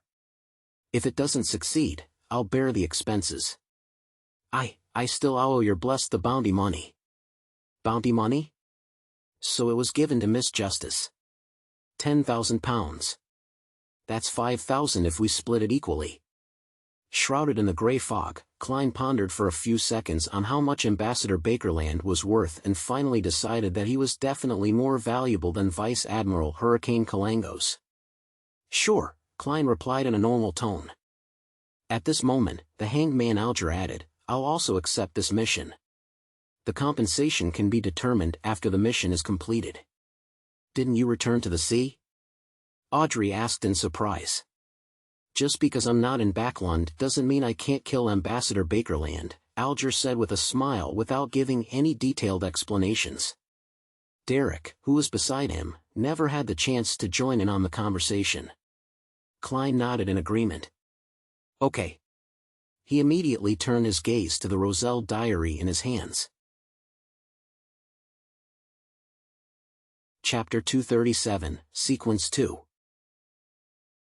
October 29th. The leader of the secret order, Zerdal, visited me once again. He didn't mention anything specific and just casually chatted with me. I wasn't able to guess his true intentions. It seems like he just wanted to strengthen the communication between us and understand each other better. I've already met the two high-sequence Beyonders from the church, but I felt that Zerdal was much more powerful and mysterious than them, so I asked him what sequence number he was without much hope, and in the end, he actually answered me. He told me that he was a Sequence 2, Miracle Invoker. Sequence 2? In the church's categorization, that's the position of an angel, close to that of a deity. He truly is more powerful than the alchemist and arcane scholar that I met before. But my intuition tells me that Zerdal isn't telling the whole truth. Sequence 2 might just be his former position, or that he's about to advance. Miracle Invoker? A master at creating miracles? The name of this potion makes one's imagination run wild. This is the corresponding Sequence 2 of Seer, a miracle invoker who controls fate. I tried probing Zerdal if the word miracle refers to the miracle of fate. That the seer pathway is one that slowly understands and grasps fate so as to control it. Zerdal ignored the first question. He told me that fate is just one of the parts of the seer pathway, and it's not even its main focus. The pathway that truly represents fate is monster. He raised a few examples which were all potion names of the monster sequence. Sequence 7 Lucky, Sequence 5 Winner, Sequence 2 Soothsayer, and Sequence 1 Snake of Mercury. It's also known as the Snake of Fate. This was the first Sequence 1 I got to know. It hit me right in the face. According to what I know, the monster pathway should be controlled by the life school of thought. This school seems to also have parts of the apothecary sequence pathway. They propose 3 major divisions: the world of absolute rationality, the world of the spirit, and the material world. Yeah, it's pretty cool. Zerdal told me that the life school of thought specializes in astromancy, seeking to use medicine, music, light, wine, and fragrance, to eliminate paths with unfavorable star readings and fate. They believe that disasters and diseases are caused by the loss of balance between man and nature, as well as the balance between man and his own mind. He added meaningfully that the life school of thought worships the moon. Why worship the moon and not go one step further, the Evernight goddess? This diary took up 2 pages and was clearly copied from both sides of the original. That's a lot of information. Klein sighed in heartfelt silence. This was also the first time he was learning of a Sequence 1 potion's name. Snake of Mercury and Snake of Fate really made one feel a pining for. Similarly, it's my first time learning of a Sequence 2. I now know the corresponding Sequence 2 of Seer. The name Miracle Invoker sounds pretty good. It contains deep meaning and doesn't sound lowly. Of course, compared to Soothsayer, it does seem a little inferior. Fate is only part of the Seer pathway and it's not even its main focus. I have to remember this. I should constantly reflect on myself and not end up steering towards fate. It might result in the failure of my acting. Zeradol's words don't seem contradictory. The monster pathway is the real path of fate. So, Soothsayer is a Sequence 2. If that's the case, then I already knew of a Sequence 2 in the past. Although he didn't take his eyes off the paper, Klein was seriously considering his own sequence chain. Due to his experience in digesting the two potions, Seer and Clown, and because he could spy and revere fate, he was able to be a little prescient regarding fate. However, he would still be helpless toward the development of fate. He had slowly been equating the essence of his Beyonder pathway to fate. If it wasn't for this diary, it was very likely that he would have used this as a premise to comprehend and act for the subsequent sequences. As for whether or not Zeradol was lying, what Klein was certain of was that the monster pathway was definitely the sequence of fate, which was consistent with what he had seen from the confidential information of the Nighthawks and with the potion name he had heard of earlier, Soothsayer. Now that there was a fate sequence, the Seer pathway was unlikely to be a repeat. This would result in some degree of overlapping, and it would be inconsistent with how each of the current sequences had different characteristics. Therefore, Klein was inclined to believe what Zeradol had said. He was inclined to believe that fate was only part of the Seer's pathway, not even its main focus. The value of these 2 pages is invaluable to the present me. The Alchemist and the Arcane Scholar should be the higher sequences of the Savant pathway. From Roselle's tone, they definitely don't belong to Sequence 2 and 1. That is to say, they are Sequence 4 and Sequence 3. For the time being, it's impossible to determine which is Sequence 4 and which is Sequence 3. Klein gathered his thoughts, flipped the diary, and continued reading. As for why the Life School of Thought only worshipped the moon and didn't believe in the Evernight goddess which symbolized the crimson moon, he was unable to ponder too deeply about it due to the lack of information. The 3rd page was Roselle's recount of inventing a practical steam engine. At times, he was afraid of suffering crackdowns, and at other times, afraid that the fruits of his labor would be seized by powerful figures. His words displayed his fear of being persecuted. To think that even Emperor Roselle, who thought of himself as the protagonist of an era, would have such a perturbed and worried side to him. The corners of Klein's mouth twitched as he flipped to the 4th page of the diary. April 18th. Matilda is pregnant. It's to be expected, and I can even tell you exactly which love-making session she conceived in, because I felt a decrease in my Beyonder characteristic. Once the conception is successful, my own Beyonder characteristic will follow a mysterious connection, and part of it will be transferred to my child. After that, I asked Archbishop Fanesti worriedly. He told me that this is a normal phenomenon. For Sequence 7 and below, Beyonder characteristics will not be passed on to the next generation, but it is an absolute. Sequence 6 and 5 will naturally pass down a portion, but it will not affect the parent's strength. As for the child, they would be born with certain Beyonder powers, close to that of Sequence 9. But as a result, their pathway is basically fixed. At high sequences, the inheritance of Beyonder characteristics is something one can control. One can choose to pass down or not, or one can even choose to pass down just a little bit, a third, half, or all of them. In other words, the children born from high sequence Beyonders might be born as Beyonders. As for the sequence number, it's up to either one of the parents to decide. I wonder if the descendants of the deities are like this as well. After reading the diary, there were only 2 phrases in Klein's mind: Law of Beyonder Characteristics Indestructibility and Law of Beyonder Characteristics Conservation. Is the law governing the survival of Beyonder creatures? It's no wonder that some magical animals will reproduce only before they die. It's no wonder there would be the phenomenon of increased killing and bloodlust after childbirth. The target would be of their own race or even their partner. This is to supplement their beyonder characteristics. According to this logic, if we trace this all the way back, where did the earliest beyonder characteristics come from? Produced out of thin air? From the Creator who created everything. Since Miss Justice had already advanced to telepathist, Klein controlled the urge to nod and continued to leaf through the pages.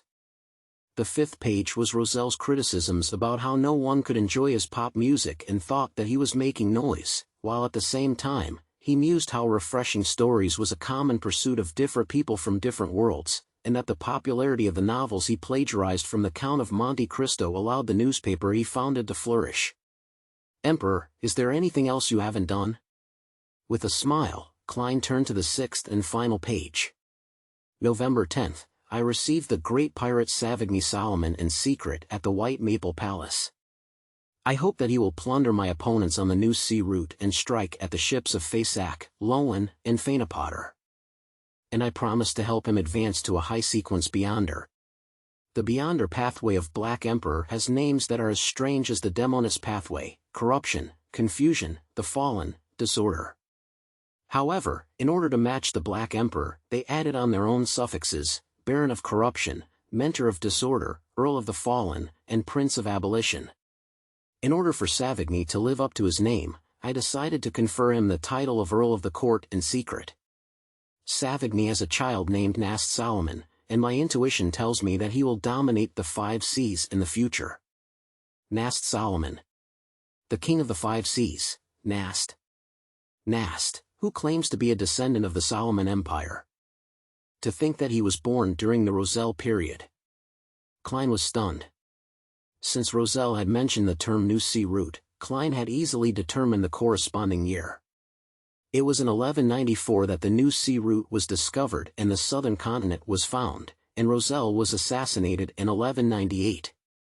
The diary could only have been written between those 2 years.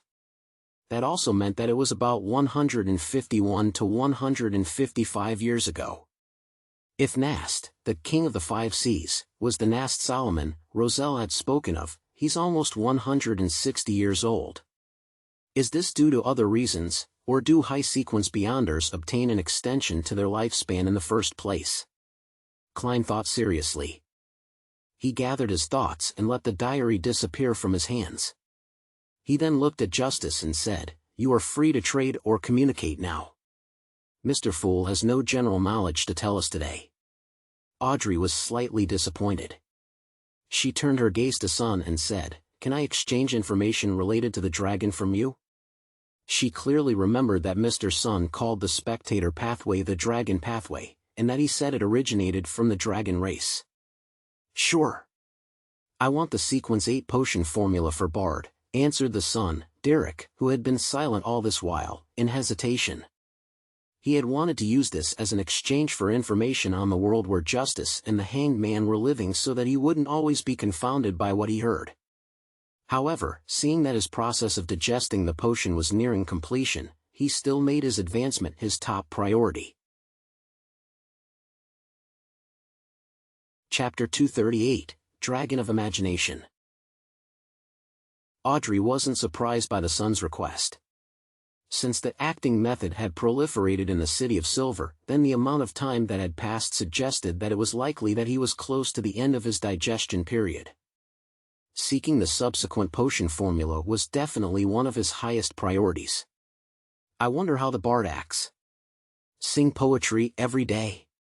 When encountering combat, dodge to the side and use his singing to bring courage and strength to his companions? Or perhaps he would first bless himself before charging forward with a hammer or sword raised. I wonder if it will bring about an improvement in his singing ability. If it's possible, then he would definitely be an outstanding singer or opera singer.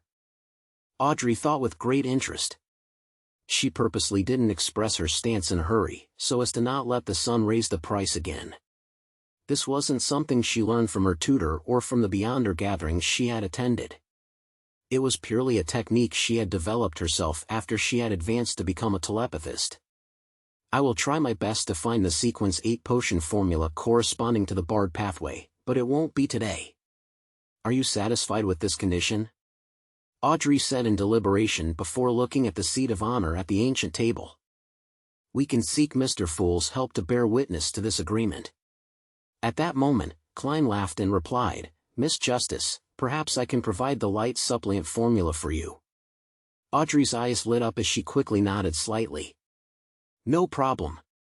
Then, what should I use to exchange with you? I haven't thought of it yet. Klein chuckled and said, Don't worry, perhaps my blessed will require help in certain matters in the future. His thoughts were very simple. If he allowed Miss Justice to obtain the formula of light supplement in her beyonder circles, then wouldn't the knowledge he had stolen from the eternal blazing sun at the cost of near immolation be for naught? At the very least, it would be wasted at the Tarot Club. All right, I will do my best to help them. Audrey promised happily. Klein pressed his hands together and a yellowish-brown piece of goatskin parchment appeared before him. On it was the formula for the light supplement potion, including substitute ingredients and their ancient names. Furthermore, they were all translated to Jotun. Main ingredients: a piece of brilliance rock or powder of dazzling soul, blood of a mirror hedgehog or the heart of a magma titan. Supplementary ingredients: a golden-edged sunflower, 3 drops of aconite juice. With a gentle push, the goatskin appeared in front of the sun. Although he could pray to Mr. Fool to recall the formula even if he forgot it completely, Derek still diligently memorized the formula. It took him quite a while before he said, Miss Justice, we can talk about the dragons. Mr. Fool, I seek your permission to speak with Mr. Sun alone. Audrey quickly raised her hand. She originally believed that the Sun would put the appropriate content on paper for her to read, but it would be inconvenient for her to ask questions. She would have to pen her questions and push them back to him. Such a way of communication was utterly cumbersome. Speak with him alone? In such a conversation, you probably wouldn't understand what the Sun is saying, likewise for the Sun. Klein nodded as his voice remained placid. All right. In the Beyonder circles, Hermes was a language one had to master. Ancient Hermes was something that one could learn and was relatively popular. Jotun, Dragonese, and Elvish were relatively less popular, so few people knew them. The moment that was said, Klein isolated the hanged man, preventing him from seeing or hearing. Alger had a certain interest in the knowledge of the dragons, but it wasn't enough for him to pay the price of listening, so he kept silent and waited. Seeing that Mr. Fool had made a gesture for them to start talking, the Sun, Derek, remained silent for a few seconds, organized his words, and said, The dragons are mortal enemies of the giant king. They all look like magnified lizards, and their entire bodies are covered in scales of different colors. Their 4 limbs are thick and powerful, and their wings are wide enough to drive their giant bodies to flight. They are the rulers of the sky. They have a myriad of abilities. Some have the ability to breathe fire, others the ability to command lightning, bring corrosion, or even creating frost. But these are not mainstream among the dragons. The Mind Dragons occupies the greatest number of dragons, with Dragon King Ankwelt as their representative. The Beyonder pathway that stems from the Mind Dragon is the Spectator. In the City of Silver, we typically call it the Dragon Pathway. With regards to similar trades, Derek had initially prepared to regurgitate the historical texts, but upon discovering that Miss Justice and Mr. Hanged Man didn't seem to share the same world, he gradually realized the value of the widely known history of the City of Silver. Thus, he only talked about dragons this time and spoke nothing of giants, elves, mutants, phoenixes, vampires, etc. The King of Dragons Ankwelt. This aligns with the records of the Church. Audrey nodded slightly, politely refraining from interrupting the Sun's narration. Derek recalled the contents of his textbook and said, Back then, the most powerful and most terrifying dragon was the Dragon King Ankwelt, also known as the Dragon of Imagination. Apart from it, his son, Alzahad, blanketed the sky as well, overlooking the famous, powerful figures across the land and sea. Its name was the Dragon of Nightmare. Regarding the Dragon of Imagination Ankwelt, there was a legend that whatever he imagined would manifest. The kingdom he imagined would definitely descend upon the material world. The future it declares would definitely play out and become reality. This. Klein suddenly frowned. If it wasn't for the fact that Justice Audrey was focused on listening to the sun, she definitely would have noticed his abnormality, even if he was covered by the thick gray fog. The description made him think of sealed artifact 0-08. A declared future would definitely play out. They share similar characteristics. Klein leaned back in his chair. He looked relaxed, but in fact, he was even more focused. Dragon of imagination, how cool. That's the mark of a deity. Audrey's eyes lit up when she heard him, filled with excitement and anticipation. Derek paused for a few seconds before continuing. Its son, Dragon of Nightmare, Alzahad, is similarly terrifying. It can control the hearts of every living creature and make them act according to his will. And these living creatures will find it hard to sense it, believing that their actions were of their own will. It will also fabricate real nightmares into reality, causing many living creatures to unknowingly participate in them. It would then give them the cruelest and shocking ends. Legend has it that it especially loves mischief, that it will let a prince kiss a princess to wake her up, but the princess has already mostly rotten away. It will make ordinary girls wear dancing shoes and dance in front of the prince, but find themselves unable to stop dancing until their deaths. It will create all kinds of coincidences and push the fates of many living creatures towards tragedy. All kinds of coincidences. This sounds even more like a 0-08. Of course, I don't know much about the sealed artifact. Klein resisted the urge to stroke his chin as he made himself look like an immutable ancient well. What a vile dragon. However, its abilities are very interesting, Audrey said, half sighing, half excited. Is this the future of the spectator pathway? No, I have to call it the dragon pathway. I don't want to switch to another sequence. Audrey wished that she could immediately become a Sequence 7 psychiatrist and continue her rapid advancement. The son Derek answered sincerely, it has been 2,000 to 3,000 years since the history of the dragon and the giant king. Everything I know comes from textbooks and legends, so there is no guarantee of its authenticity. At least your history remains intact. Audrey was in a good mood. And then? The creator awoke, and the dragon of imagination, the dragon of nightmare, and other famous dragons fell from the sky, losing everything, including their lives. This resulted in a lack of sunlight for 49 days, causing countless volcanoes to erupt, as well as tides that drowned everything. And after the dragons declined, they could only hide away in various dangerous areas. Later on, the giant king was destroyed by the creator as well, Derek said in a heavy tone. This is different from the history I know. Wasn't it the Lord of Storms, eternal blazing sun, and the God of knowledge and wisdom who led humanity to defeat the dragons, giants, and kill their kings? Audrey felt confused, as though time and history were somehow out of place. Klein was also puzzled by this and felt that the true history was riddled with mysteries, especially as it was from the Second Epoch, a time more ancient than history. Most of the legends recorded in the church's ancient texts should be fake, but the history of the City of Silver cannot be completely believed. What would real history be like?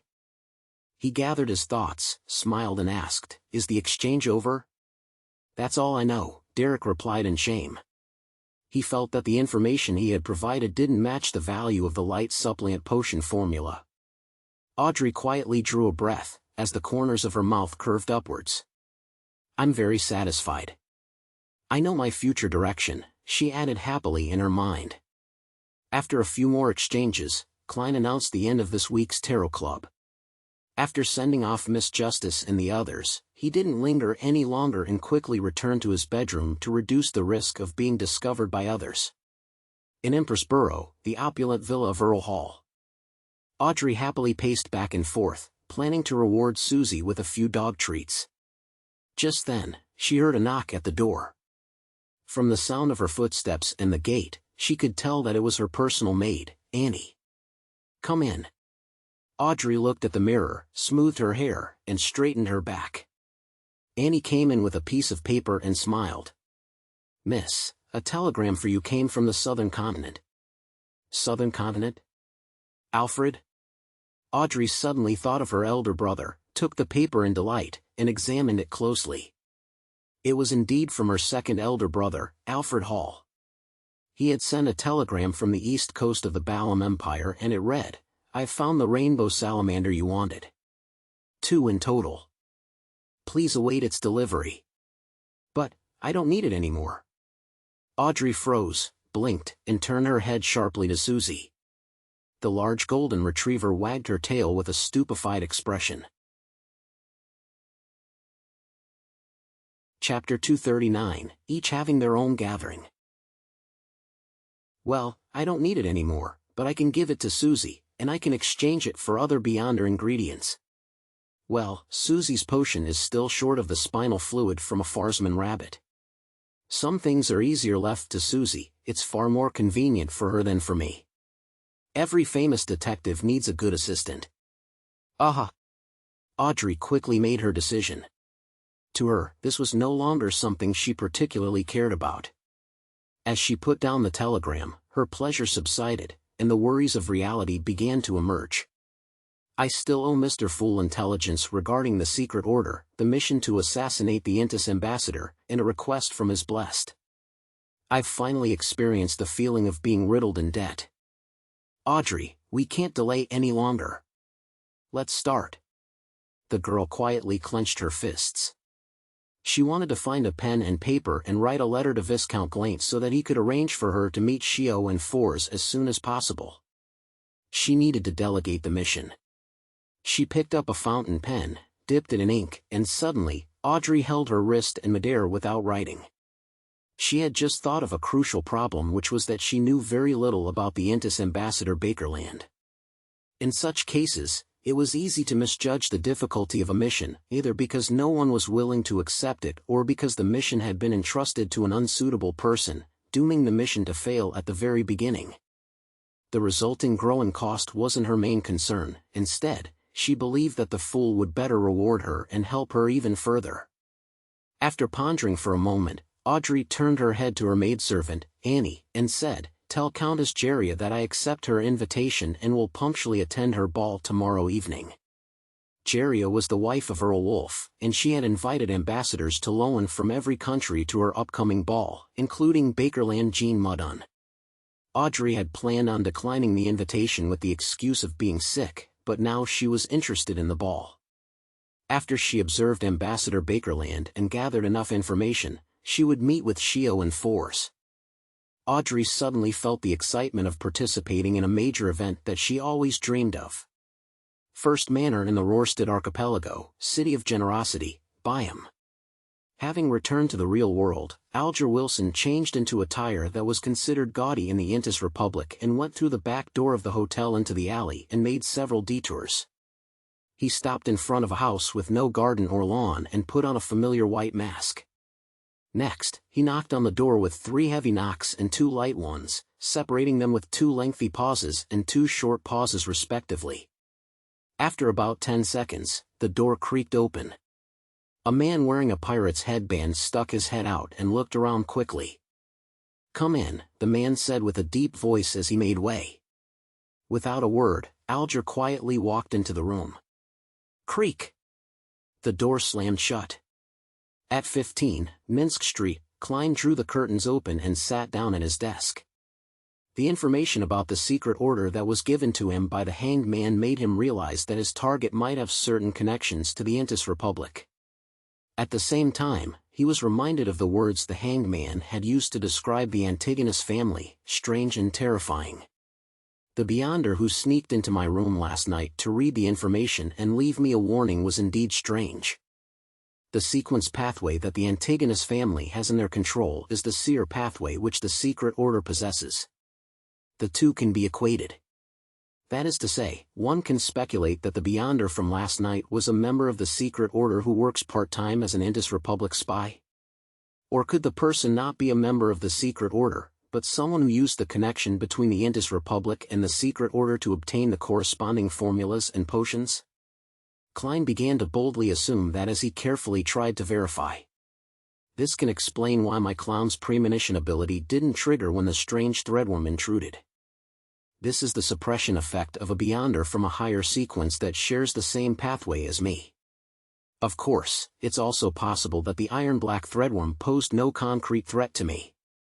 Similarly, it can be explained why the threadworm infiltrated my room the same night that I wrote the information regarding Ian Wright. Furthermore, it went straight for the desk. The other party is equipped with seer abilities, making matters appear reasonably logical. After repeatedly verifying his speculation, Klein felt that his guess was very likely close to the truth. If the person in question is a relatively higher sequence beyonder from the seer pathway, what sequence number would he be? And what would the potion name be? To have the threadworm in his control, could it be another component of a circus, the beast tamer? Klein shook his head in a self-deprecating manner while feeling amused. Perhaps my subsequent potion formula will be obtained from him. Is this the true meaning of the revelation I received from my former divination? Backlund really is the land of hope. Klein muttered a few words to himself and began to consider what to do next. He had entrusted the task of assassinating the Intis ambassador Bakerland to put an end to all latent dangers. He had to avoid suspicion, but he didn't have the ability needed to do so. After Ian Wright's whereabouts were revealed to both sides, he was confident that Ambassador Bakerland wouldn't have time to exact revenge on him in the near future and wouldn't add to his problems. Finding the extremely important item he mentioned was obviously what he was most concerned about. In other words, before that item is found, I will be safe.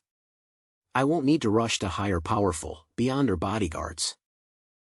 Even if there's any follow-up revenge, it's unlikely the ambassador will hire a high-sequence beyonder to deal with me. It's neither economical nor necessary. After all, Backlund isn't his home ground.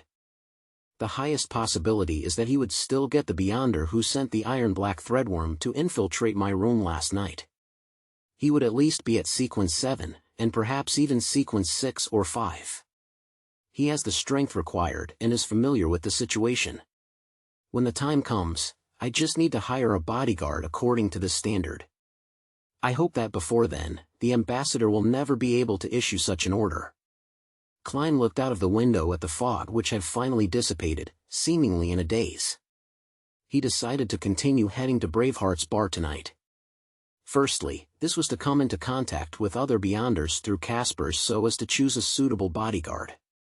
Secondly, he could find an opportunity to sell Masalt's beyonder characteristic, gather some funds, and see if anyone was selling any powerful mystic items to enhance his strength.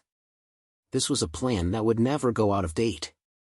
After confirming his plan, Klein pretended to leisurely read the newspaper. He waited until the sky turned dark before slowly getting up and making himself tomato oxtail soup. After eating and drinking to his heart's content, he drew the bedroom curtains as usual and decided not to open them tonight.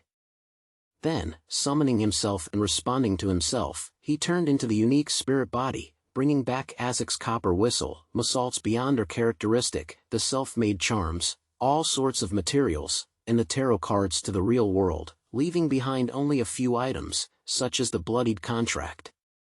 After doing all of this and equipping the corresponding items, Klein's strength returned to its peak, and he was once again half an expert in mysticism. He straightened his collar, took his hat and cane, and left 15, Minsk Street. Iron Gate Street, inside Bravehearts Bar. In exchange for a glass of beer, Klein found Caspers in a card room, playing Fighting Evil while betting on a boxer outside.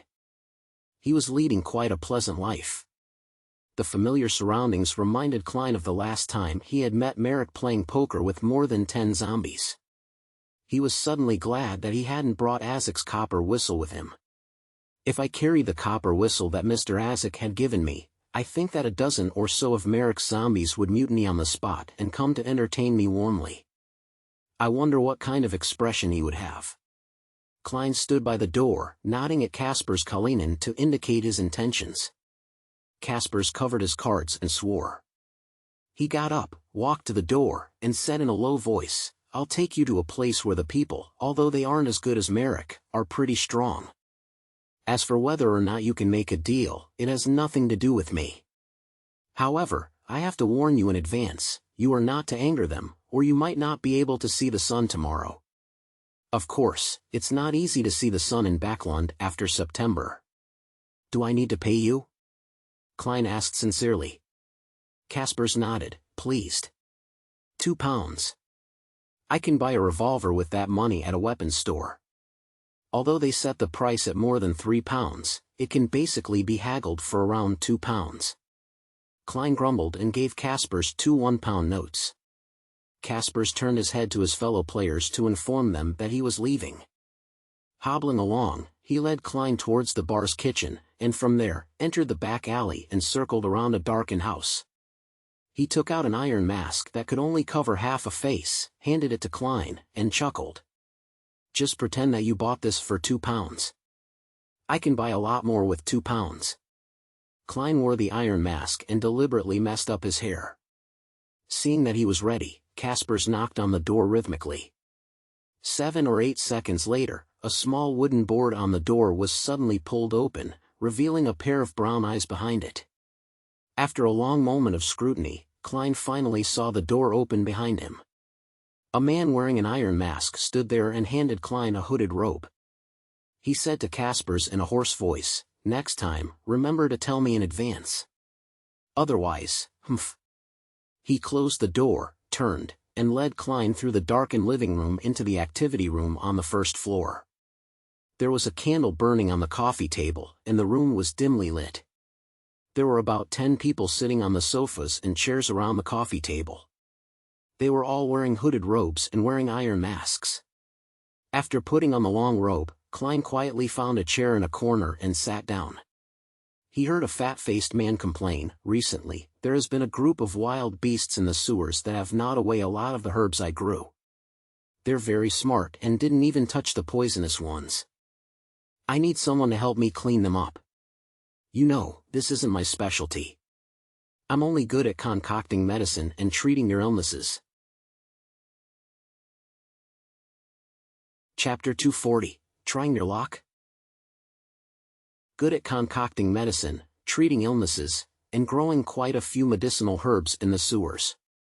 Is he an apothecary?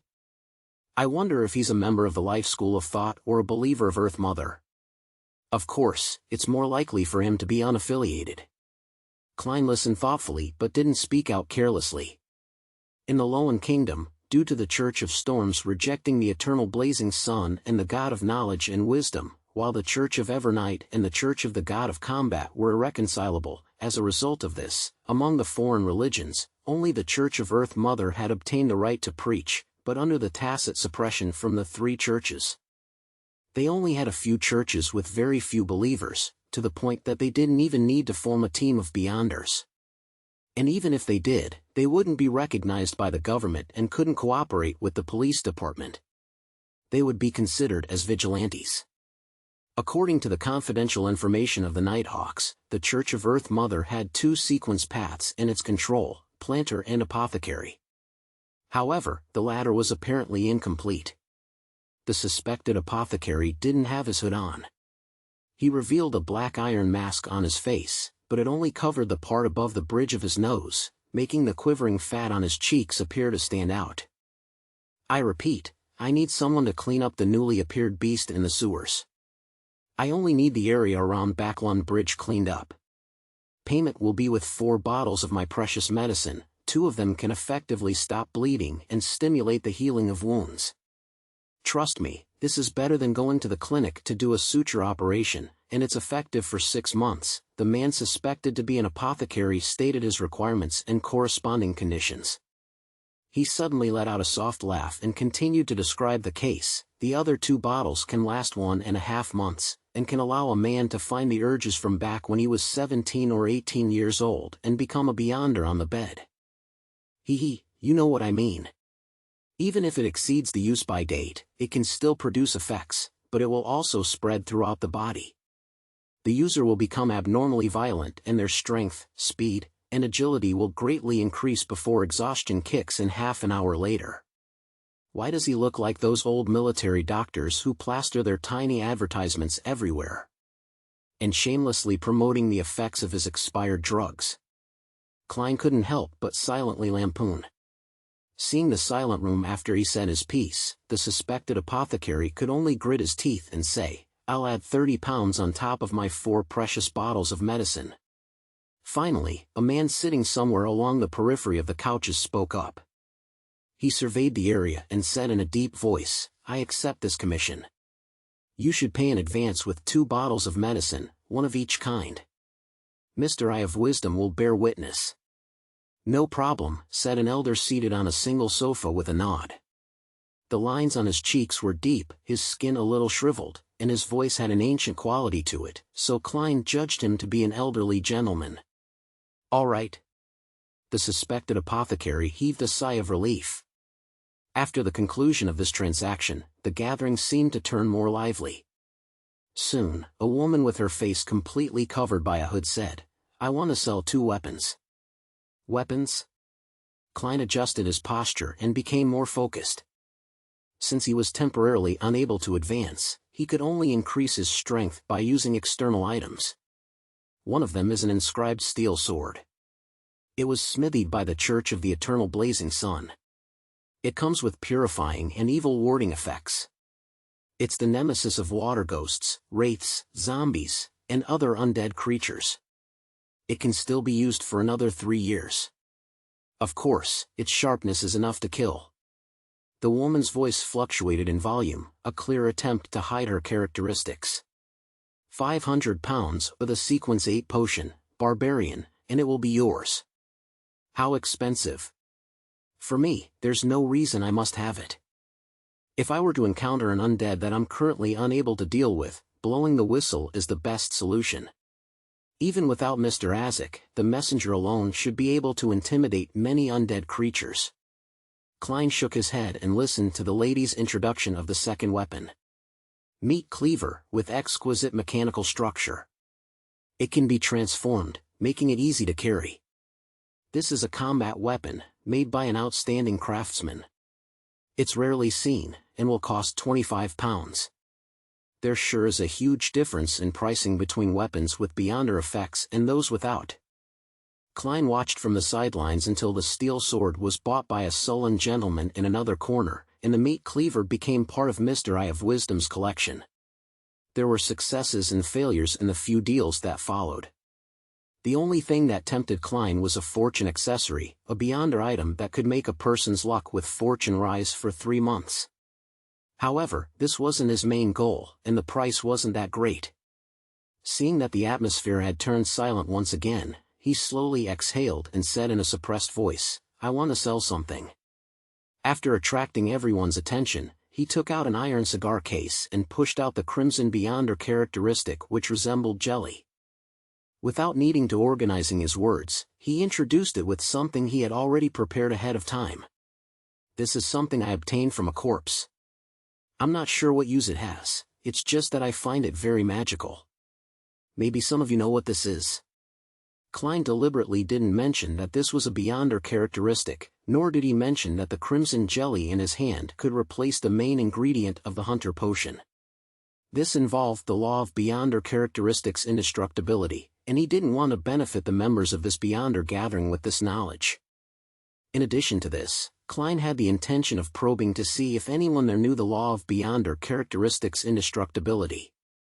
Such a person would definitely be stronger than the rest, or perhaps someone with a powerful background, making them suitable as a bodyguard. At the same time, he continued to disguise himself as an ordinary person who didn't know much about the Beyonder community. Although the members of the gathering couldn't see his appearance through the iron mask, Kasper's Kalinin knew what he looked like, and quite a few people in the room probably knew Kasper's. Being careful and prudent were the 2 things Klein had emphasized to himself before leaving home today. Gazes examined the crimson object in his hand, but Klein wasn't a spectator and couldn't tell what they meant. After more than 10 seconds, no one spoke. The room was as quiet as a cemetery. At this moment, the old gentleman sitting on the sofa, Mr. Eye of Wisdom, coughed and said, "I have a rough idea of what it is and what it does, but knowledge needs to be exchanged with something in return. I'll pay 400 pounds, believe me, it's a perfectly fair price. Of course, you have the right to refuse." The main ingredients of sequence 9 potions are about 150 to 200 pounds. 2 are needed, and they add up to about 400 pounds. The offer is very reasonable. This old gentleman with the code name Eye of Wisdom seems to recognize that this belongs to the hunter sequence. He had no need for divination, and he was able to recognize it immediately. Could it be the sequence 7 of the sequencer's pathway, appraiser? Klein thought for a moment and said, deal. However, sir, you don't need to rush to pay. I still have another request. What request? Eye of Wisdom asked in an old voice. Klein pondered and said, the thing is, I offended someone. According to your circle, he should be sequence 6 or maybe 5. I wish to hire a bodyguard. Sequence 6, maybe sequence 5? Why don't you just die quietly? If we reached that level, why would we be attending such a small gathering? The suspected apothecary blurted out with a bit of a sneer in his astonishment. Although the other members of the party didn't say anything, from the looks of it, no one planned on accepting the request. Their thoughts were similar to those of the suspected apothecary. Eye of Wisdom chuckled and said, maybe you don't know our circle well enough. People at sequence 6 or sequence 5 are very, very powerful and terrifying people.